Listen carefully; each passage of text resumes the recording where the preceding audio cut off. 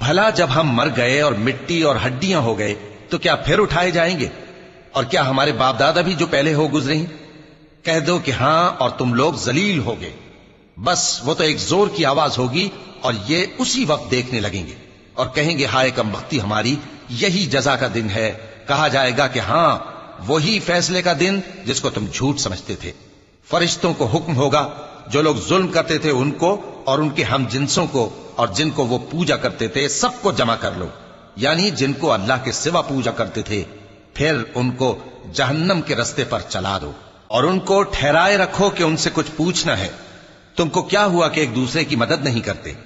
اصل بات یہ ہے کہ آج یہ لوگ اپنی غلطی تسلیم کر رہے ہیں اور وہ ایک دوسرے کی طرف رخ کر کے سوال و جواب کریں گے۔